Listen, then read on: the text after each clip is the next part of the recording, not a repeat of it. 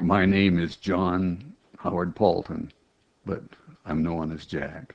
I was born in 1926 on Flag Day, and I always thought that they raised the flags because it was my birthday. You know how a little kid thinks that that's the biggest day of the year, and it might have had something to do with my patriotic efforts since that time.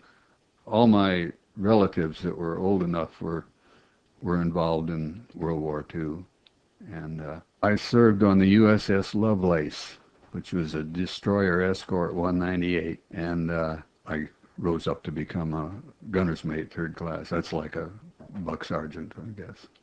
And your ship was nicknamed Lucky? Is that The Lucky Lovelace, yeah, because we came out of it so well, but actually we think it was prayer that made the difference. And just to start off, could you tell me how you chose the Navy when you enlisted in 1944, how you picked that? In Sioux Falls, they had the Army Air Base. It was a radio school, and I think there were thousands of GIs in Army drab uniforms walking the streets, and when somebody, a high school graduate, would come back and visit, if he was in the Army uniform, he just blended in and so forth and wasn't noticed. But when a sailor came back, why, the girls all oohed and awed over the cute little uniform, you know, and so an awful lot of my friends joined the Navy. Different, you know. I knew of some fellows out in California that joined the Army for the same reason. There were so many sailors overrunning the streets and so forth at that time. Could you tell us a little bit more about your work on the escort, what you did? Well, of course, we had a bunch of guns on board this destroyer escort, anti-aircraft guns and so on, and that's what I worked on, maintained. And then we had depth charges as well. If anyone saw that movie, The Enemy Below, I did the same thing on that as far as setting the depth of the ash cans, we call them, as they rolled off the ship, for what depth the captain wanted it to be. And I did had the same job as the young sailor that lost his fingers, only I didn't lose mine in that movie. Could you tell us about where your destroyer escort was during that summer of 1945 and what happened during that time? We were headquartered in the Philippines, in Leyte Gulf, basically, and we ran around or shipped around to different islands with convoys, escorting them, zigzagging out in front of them, of the convoy to check for any submarines that might be up in ahead of them. Prior to that, we were down there in Leyte Gulf, and must have been early August. We got a call. We were on what is called the ready duty. There was probably about 18 destroyer escorts anchored at this one little island. And when we were assigned the ready duty, that means we had to have steam up to be able to go at within a few minutes' notice, weigh anchor and go out to take a convoy someplace. And we couldn't leave the ship for that reason, but the captain did. And he went ashore to the officers' club, and he got completely drunk and passed out. So they signaled for us to send a boat in there for him, and we hoisted him up and threw him on the bunk. And then we got the signal, blinker signal from the base to stand out of the harbor there to take a convoy someplace. And they wouldn't do that on the radio because a sub could pick that up. but the blinker was shielded, so it was the quiet way to pass a message. And I was working on the quarterdeck with the executive officer was in charge with the captain in the shape he was in, and he said, I refuse to take the ship out with the captain in that condition.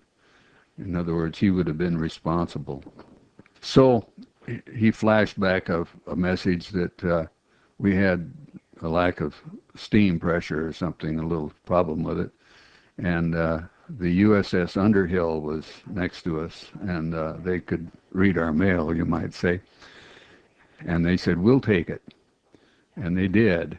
And then that night, the word came back that they had been torpedoed and blown into and sunk, lost half their men, which would have been about 100 men.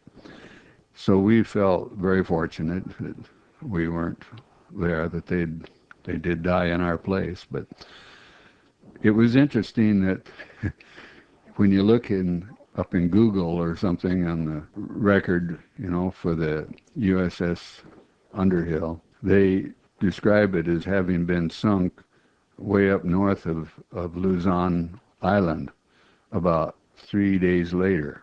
And of course, we knew it that night, so I believe what we heard.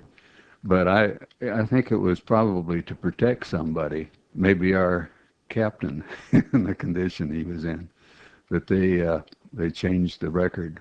Jack, could you tell us about what it was like hearing about the two bombings, the atomic bombs that were dropped in Japan? Well, first of all, we took a convoy up to Okinawa, and there was a raid going on. We could hear on the radio the night before we got there. We got there in the morning looking at some of the ships that were hit there. And then there was no raid that night. And the following morning we left with a convoy to take back. And we were very grateful to get assigned a convoy because most of these little ships were stuck out on picket duty. And the Jap kamikaze planes were picking them off. And the picket duty was to report planes coming in. But so they tried to get rid of them first, and then they could slip in without advance notice. But let's see, the first night out, we heard another raid going on. And the following night, it was mid-August in 1945. And we heard on the radio that there'd been a great big new bomb dropped, was at Nagasaki, and that perhaps the Japs were going to capitulate. And we were so excited, thinking, well, boy, we won't get stuck on the invasion, which we were thinking we would be, and we would get to go home. So we were up most of the night listening to the radio, and the next night we were tired and trying to catch up on sleep, and a sub tried to get our convoy. So we got in behind the submarine and tried to shoot our rockets that we had on the bow. It was called the Hedgehog, 24 rockets that went up, and if they hit anything, why, they would explode, and you knew that you'd hit it, but it didn't go off. Actually, what happened was it was still on test fire instead of fire. So we passed on over it, and we dropped our depth charges, and we had on the sides of the ship, we had what were called K-guns, and they shot depth charges off to the side quite a ways, so it made a wider pattern of explosions down there in the water. And we had a bunch of packing cases and so on that were cardboard and wood from the stores that we'd taken on at Okinawa, and we didn't drop them over the side because it would have been a warning or an announcement to any sub that a convoy was going by, and they'd radio ahead to another sub. So we still had that there, and when the K-guns went off, why, that stuff caught on fire. So here we were out in front of the sub with a fire in the night, and we were right out in front of his torpedo tubes. And we just prayed that our depth charges that we'd already dropped would dissuade it when wouldn't get torpedoed. But we ran to get rid of this fire and put our hands under it, and we threw it over the side. And the guy that I'd been standing watch with there had this strap around his neck with a mouthpiece and in front, and then earphones on, and it was screwed into the side of the ship. And when he hit the end of his leash, why, he was like a dog on a chain or something. He slapped down on the deck, and we laughed about it later on. But anyway, we couldn't pick up the sub again with our sonar, but we knew he was in that particular area, so we started circling until morning. Then a PBY plane came out and drug a cable through that area, and they couldn't find him. They said he either sunk or got away. So then we hurried and caught up with our convoy again. But we found out later, at the end of the war, that was the last night they'd ever heard from that sub. So we knew that we got credit for it, for sinking the last sub that was sunk, actually, in World War II, that I know of anyway. Of course, the next night after that, why, there was a second bomb dropped. Then we got down to Leyte Gulf, and, well, President Truman announced September 2nd was the official VJ Day. And there were thousands of ships in Leyte Gulf waiting to go to Japan that fall. They had all these rockets on board for lighting up a beach or whatever, so they were shooting them off. And it was the most fabulous man-made display of fireworks that I've ever seen, that probably ever was. And it went on for hours and hours. As far as you could see, there were ships, and so there was this dome of skyrockets and candles and everything going off there for hour after hour. You might as well, they used them up. Oh, we were elated and so on like that. I think of that every time I see a 4th of July fireworks display. Then there was one other hazardous time we had. In September of 45, we still were guarding some convoys, and we took another one up to Okinawa. There was a big typhoon coming in, and we got loaded up with oil again and steamed out into the East China Sea. The waves were so tremendous. One minute you'd be way up on top of a wave, looking down in this canyon all around you and thinking, it's strange we don't fall off. And a minute later, we were down in this canyon with this huge wall of water all around us and so forth. And we took 62-degree rolls in that. 45, was halfway between straight up and horizontal. And so we were worried, are we going to come back up again? But we always did. But that went on for about 3 days. That was a spooky time. What did you know about the bombs that were dropped, the atomic bombs? Did you have any idea what they were? No, all we heard was it was a new bomb, and it was real big. That's about all we knew about it. But we were grateful for it. We were scheduled to be in on the invasion, and we had lost so many men at Okinawa and Wake Island and so on.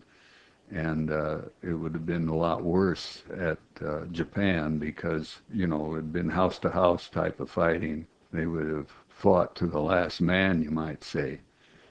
But with this great big bomb, and they didn't know we didn't have another one, why, it was a good out for them to accept it. And it saved, millions of lives, really. Hundreds of thousands of soldiers' lives, maybe in the million even there, plus millions of Japanese lives. And then how long before you actually got home? Well, our ship was due for some overhaul and so on like that, so our whole squadron got to come home. It was 6 ships, left Subic Bay on September 1st, 1945, and it took 21 days to cross the ocean to San Diego and leave home. And how were you greeted when you arrived in San Diego? Well, that was kind of funny. There was some very nice ladies with milk and donuts out there on the dock, and we tied up at the dock and went ashore there. And I hadn't talked to a lady for many months, and I was kind of excited, I guess, getting milk again and so on, and I spilled it down the front of me, and this lady took a tea towel and was wiping me and so on like that. And the rest of the guys got to laughing at me because my face was just as red as a beet. Got a train to Omaha, and my family met me there. Did you think about continuing in the military, or did you just decide? Not at all.